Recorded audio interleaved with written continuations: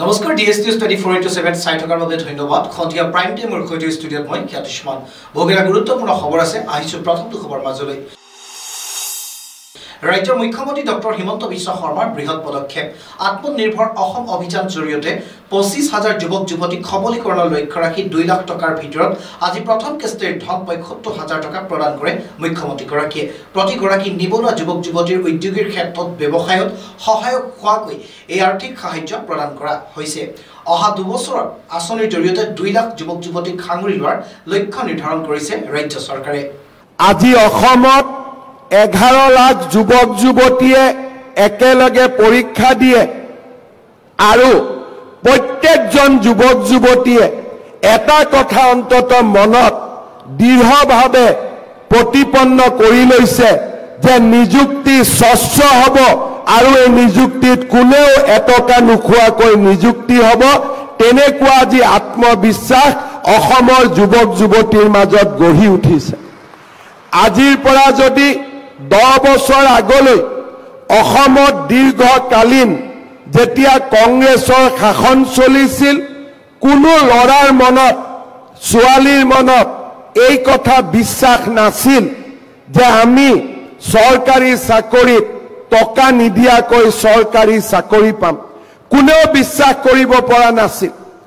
আৰু চাওঁতে চাওঁতে সৰু এটা চাকৰিৰ বাবে টকা দিয়া ঘোষ দিয়াৰ পৰিমাণ 1 কোটি টকালৈকে বৃদ্ধি পাইছিল। কংগ্ৰেছৰ দিনত APSCত এনেকুৱা ব্যক্তিক অধ্যক্ষ কৰি দিয়া হৈছিল যে যাৰ জীৱনত এটাই মাত্ৰ ব্ৰত আছিল যে নিবনুৱা ল'ৰা ছোৱালীৰ পৰা কেনেকৈ টকা লুণ্ঠন কৰিব পাৰি, কেনেকৈ ধন লুণ্ঠন কৰিব পাৰি। আৰু এনেকুৱা এটা পৰিৱেশ আছিল যে অংগনবাদীৰ কৰ্মী আশা কৰ্মী নিযুক্তি দিবৰ বাবেও ধনৰ লেনদেন হৈছিল। আৰু আপোনালোকক আজি সময়ৰ অসুবিধাৰ বাবে আমি কোনো আণ্ডাৰটেকিং এখন সৰু চহী কৰাব খুজিছোঁ, কিন্তু আপোনালোকক আমাৰ জিলাৰ পৰা একোখনকৈ চুক্তিপত্ৰ দিয়া হ'ব। তাত একো লিখা নাই যে 1 লাখ টকা ঘূৰাই দিব নালাগে আৰু 1 লাখ টকা 3 বছৰ গেপ দি 5 বছৰত ঘূৰাই দিব লাগে। এই কথাখিনিয়ে লিখা এখন কাগজ পাব। এই দুইটা কাম আপোনালোকে 10 নৱেম্বৰৰ ভিতৰত সম্পূৰ্ণ কৰিব আৰু একজেক্টলি 10 তাৰিখে আপোনালোকৰ বেংক একাউণ্টত অতিৰিক্ত 25,000 টকা আমি সোমাই দিম। ইয়াৰ পিছত এই আঁচনিখন কেনেকৈ আগবাঢ়ি যাব, আমি আপোনালোকৰ লগত 1জন যুৱকক আমি নিযুক্তি কৰিছোঁ। আহিছো পৰৱৰ্তী খবৰ মাজলৈ। সদৌ যোৰহাট জিলা চুতীয়া ছাত্ৰ সন্থাৰ উদ্যোগত যোৰহাটত ধৰ্ণা কাৰ্যসূচী ৰূপায়ণ কৰা হৈছে। চুতীয়া জনগোষ্ঠীক জনজাতিকৰণৰ মৰ্যাদা প্ৰদান, স্বায়ত্ত শাসন আৰু চুতীয়া ৰাজ শাসনৰ কীৰ্তিচিহ্নসমূহৰ সংৰক্ষণ আৰু সৌন্দৰ্য বৰ্ধনৰ দাবী ধৰ্ণা কাৰ্যসূচী ৰূপায়ণ কৰিছে। নিৰ্বাচনৰ আগমুহূৰ্তত জনগোষ্ঠীকৰণৰ দিয়াৰ মিছা প্ৰতিশ্ৰুতি দিয়াত ক্ষুব্ধ হৈ পৰিছে ৰাইজ। চুতীয়া জনগোষ্ঠীক জনজাতিকৰণৰ মৰ্যাদা প্ৰদানৰ কৰক, চুতীয়া ৰাজ শাসনৰ কীৰ্তিচিহ্নসমূহ সংৰক্ষণ কৰক, বিভিন্ন প্ৰতিবাদী শ্লোগানেৰে প্ৰতিবাদ সাব্যস্ত কৰা দেখিবলৈ পোৱা গৈছে। আহিছো অন্য এক খবৰ মাজলৈ। নগাঁও ঐতিহ্যমণ্ডিত বাঙালী পূজা সমিতিৰ সৈতে আলোচনাত মিলিত হয় নগাঁও জিলাৰ লাচিত খেলাৰ বিষয়ববীয়াসকল। দুৰ্গা পূজা সমিতিখনে কাৰ্যসূচী প্ৰকাশ কৰিছিল বাঙালী ভাষাত আৰু ইয়াক লৈ অসন্তুষ্ট হৈ পৰিছিল লাচিত খেনা। আৰু ইয়াক লৈ সোমবাৰে আলোচনা হোৱা সভাখনত ভুল স্বীকাৰ কৰে পূজাৰ সমিতিৰ বিষয়ববীয়াসকলে। অনাগত দিনৰ কাৰ্যসূচীখনৰ লগতে বেনাৰ আদিও অসমীয়া ভাষাত লিখাৰ প্ৰতিশ্ৰুতি দিয়ে নগাঁও বাঙালী সন্মিলনৰ বিষয়ববীয়াসকলে। ছাত্ৰ সন্থাই সমগ্ৰ অসমতে সমগ্ৰ জিলা সদৰত আজি চুতীয়া জনগোষ্ঠীক জনজাতিকৰণৰ মৰ্যাদা প্ৰদান, স্বায়ত্ত শাসন প্ৰদান আৰু চুতীয়া ৰাজশাসন কালৰ যিবিলাক আমাৰ প্ৰাচীন কীৰ্তিচিহ্ন আছিলে সেই কীৰ্তিচিহ্নবিলাক সংৰক্ষণ আৰু সংবৰ্ধনৰ আজি দাবীত সদৌ অসম চুতীয়া ছাত্ৰ সন্থাই প্ৰতি জিলা সদৰত ধৰ্ণা কাৰ্যসূচী ৰূপায়ণ কৰিছোঁ। আৰু আমি দেখিবলৈ পাইছোঁ যে 2014 চনত জাতি মাটি ভেটি ৰক্ষা কৰিম বুলি শাসনৰ গাদীলৈ অহা বিজেপি চৰকাৰে যে চুতীয়া জনগোষ্ঠীক চূড়ান্ত প্ৰতাৰণা কৰিছে। যে কেইবা দশক ধৰি চুতীয়া জনগোষ্ঠীৰ ৰাইজে জনজাতিকৰণৰ আন্দোলনখন কৰি আহিছে। আৰু আমি দেখিবলৈ পাইছোঁ কংগ্ৰেছ চৰকাৰে যি ধৰণে প্ৰতাৰণা কৰিলে, বিজেপি চৰকাৰে কিন্তু এই একে এনেধৰণে এই চুতীয়া জনগোষ্ঠীটোক চূড়ান্ত প্ৰতাৰণা কৰি আহিছে। আমি বাৰে বাৰে আমি দাবী জনাই আহিছোঁ, চৰকাৰৰ লগত আমি বাৰে বাৰে আলোচনা কৰিছোঁ, অসম চৰকাৰৰ লগত আমি কেইবালানিও আলোচনাত বহিছোঁ, কিন্তু দেখিবলৈ পাইছোঁ যে আলোচনা কৰাৰ নামত কেৱল মাত্ৰ আলোচনাতেই এই বিষয়টো ক্ষান্ত হৈ থাকে। যে আমি আজি আলোচনাৰ কথা নাহে, আমাক আজি ফলাফল লাগে যে 26 বিধানসভা নিৰ্বাচনৰ আগত যে চুতীয়া জনগোষ্ঠীক শীঘ্ৰে জনজাতিকৰণৰ মৰ্যাদা প্ৰদান কৰক।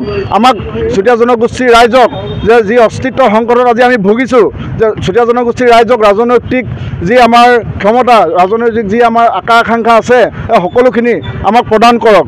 কাৰণ চুতীয়া জনগোষ্ঠী অসমৰ আদিম ভূমিপুত্ৰ, এই কথাটো আমি বাৰে বাৰে কৈ অহা হৈছে যে চুতীয়া জনগোষ্ঠীৰ ৰাইজে আজি আপোনালোকে দেখিবলৈ পাইছে সদৌ অসম চুতীয়া ছাত্ৰ সন্থাৰ লগত স্বতঃস্ফূৰ্তভাৱে ৰাইজ আজি ওলাই আহিছে।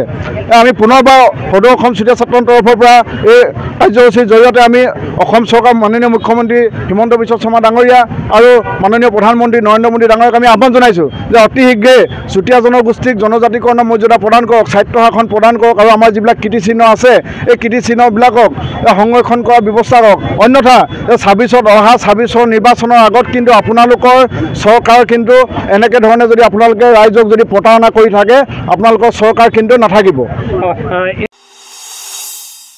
আহিছোঁ অন্য এক খবৰ মাজলৈ।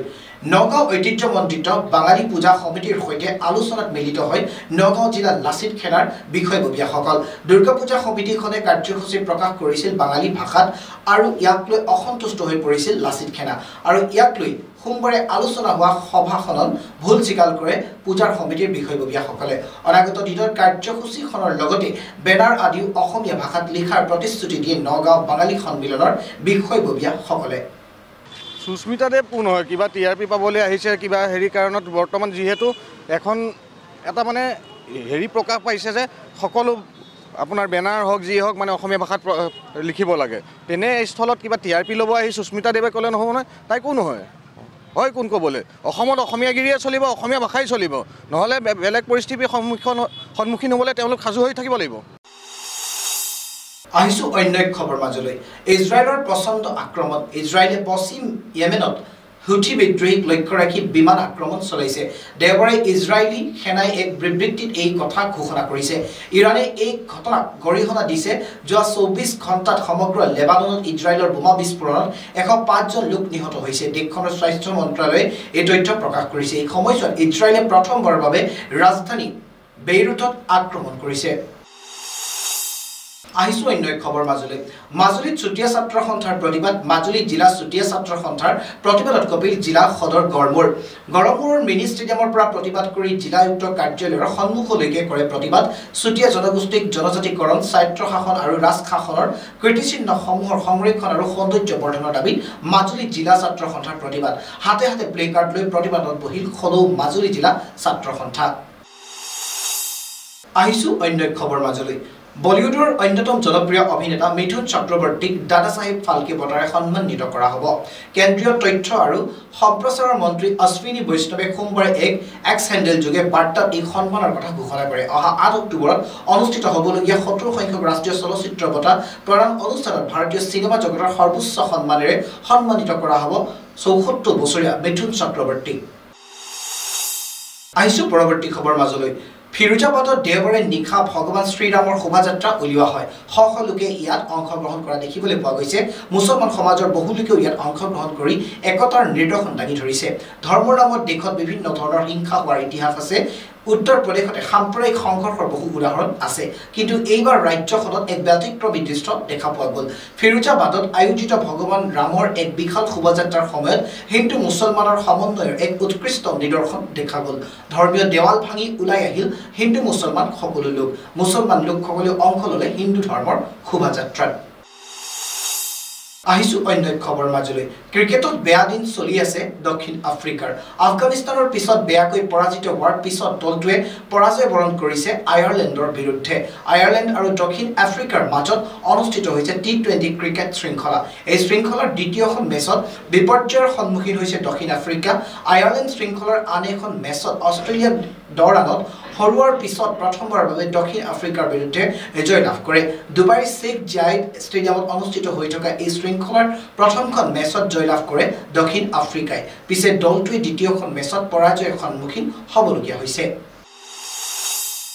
ধেমাজিত আসু উন্নতি সভাৰ নেতা উৎপল কুশৰ কংগ্ৰেছত যোগদান লগতে 20 গৰাকী প্ৰাক্তন আসু আৰু যুৱ ব্যৱসায়ী কংগ্ৰেছত যোগদান কৰিছে তাৰ বাবে যোগ্য বুলি ভাবাৰ বাবে মই তেওঁলোকক ধন্যবাদ জ্ঞাপন কৰিছোঁ অন্যটা কথাটো আপোনাক চৰকাৰে পিএছও দিছিলে সদায় কথা নাই ফেচবুকত আপুনি নিজে লিখিছে কথাটো অকণমান ভালকৈ কৈ দিবচোন দিছিলে মই উভতাই সুধিছিলোঁ কিন্তু এতিয়া আকৌ দিছে কিবা মৌলবাদী ভাবুকি আছে বুলি কৈছে কিন্তু একো নাই আমি যুঁজৰ কুকুৰা যুঁজত কৰিম এখন যুঁজ চলি যাব আৰু অনাগত দিনত পুনৰ কৈছোঁ খিলঞ্জীয়া মানুহৰ স্বাৰ্থত এখন ঐক্যবদ্ধ সংগ্ৰাম আমি কৰি আছোঁ বীৰ লাচিত থানাৰ প্ৰত্যেক সৈনিকে এখন সংগ্ৰাম কৰি যাব আজি চৰকাৰ হৈছে নিশ্চয় কৰিব বহুত লোকৰ অসুবিধা হৈছে আচলতে ইণ্টাৰনেটটো কৰ্তন কৰিব নালাগে আমি যিমান দূৰ বুজি পাওঁ ইণ্টাৰনেট মোবাইলটো তাত সোমোৱাব নিদিলেই হয়তো সৰু কথা আৰু কথাবিলাক এনেকুৱা আমি যিটো কাম কৰিব লাগে তেওঁলোকে কৰি আছে আমি এইকেইদিন ফ্ৰী হৈ আছোঁ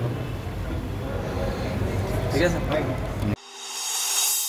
আহিছো সন্ধিয়া প্ৰাইম টাইমৰ অন্তিমটো খবৰ মাজলৈ গান্ধী জয়ন্তী উপলক্ষে 2 অক্টোবৰত কংগ্ৰেছৰ বিশেষ কাৰ্যসূচী প্ৰতিটো ব্লক মণ্ডল কাৰ্যালয়ত অনুষ্ঠিত কৰিব সৰ্বধৰ্মীয় সভা সকলো কংগ্ৰেছ নেতাকৰ্মী কাৰ্যসূচী সফল কৰি তোলাৰ বাবে আহ্বান ভূপেন বৰা এইবাৰো 2 অক্টোবৰ গান্ধী জয়ন্তীৰ দিনাখন আমাৰ এপিচিচি ছ'চিয়েল মিডিয়া টিমে এটা হেশটেগ নিৰ্মাণ কৰিছে সেইটো আপোনালোক সকলোলৈকে পঠোৱা হ'ব আপোনালোকেও এই উৎসৱটো এই অনুষ্ঠানটো আয়োজন হোৱাৰ সময়ত বা পিছত তাৰ যাতে সেই হেশটেগটো ব্যৱহাৰ কৰি নিজৰ ফেচবুক টুইটাৰ ইনষ্টাগ্ৰাম ইউটিউবত সেইখিনি যাতে আমি সকলোৱে পাব পৰাকৈ উপলব্ধ হয় সেয়া ব্যৱস্থা কৰিব আৰু হেশটেগৰ লগত ৰাহুল গান্ধী ডাঙৰীয়া জিতেন্দ্ৰ সিং ডাঙৰীয়া আৰু আমাৰ সভাপতি শ্ৰীযুত মাল্লিকাৰ্জুন খাৰ্গে ডাঙৰীয়াও জড়িত থাকিব গতিকে মই এইখিনি আজি 2 অক্টোবৰৰ সৰ্বধৰ্ম প্ৰাৰ্থনা সভাৰ বাবে